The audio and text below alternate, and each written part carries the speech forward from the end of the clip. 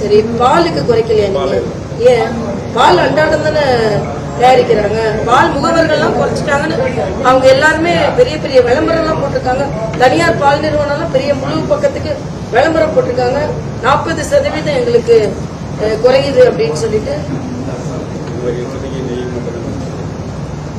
உங்க மேல தப்பு இல்லை, உங்களை கேட்கல, அரசாங்கத்துல தான் கேட்கணும். எவ்வளவு நாளைக்கு திருப்பி எப்போ குறைச்சி கொண்டிருக்கேன்? இதுல எல்லாம் எதுவுமே குறைக்கணும். நாங்க நேத்துல இருந்து இது அமலுக்கு வந்த உடனே பாலான்னு குறைக்கல. பால் ஒரு பகுதியில குறைக்கலையா?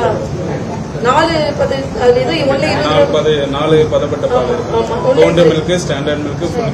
மஞ்சள், பச்சை, ஆரஞ்சு, சிவப்பு கலர், 4 இதுலயுமே எதுவுமே குறைக்கல.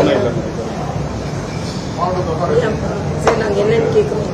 குறைச்ச மக்களுக்கு இது குறைச்சுதான் கொடுக்கணும். நம்ம ஏன் பால் குறைக்கலன்னு இப்ப அரசாங்கத்திட்ட கேட்கணும். ஏன்னா பால் முகவர்கள் எல்லாம் இது ரொம்ப லாபகரமா இருக்கு அப்படின்னு சொல்லிட்டு குறிப்பா பால் தான் குறைக்கணும். ஏன்னா மக்களுக்கு அதானே தேவையா இருக்கு.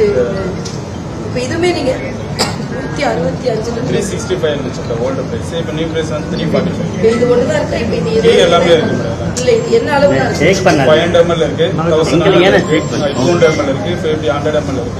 எல்லாமே ஒன்னொன்னு எவ்வளவுனா எல்லாமே நெய் எடுத்துட்டு வாங்க. ஒரு 20 பில் போடுங்க.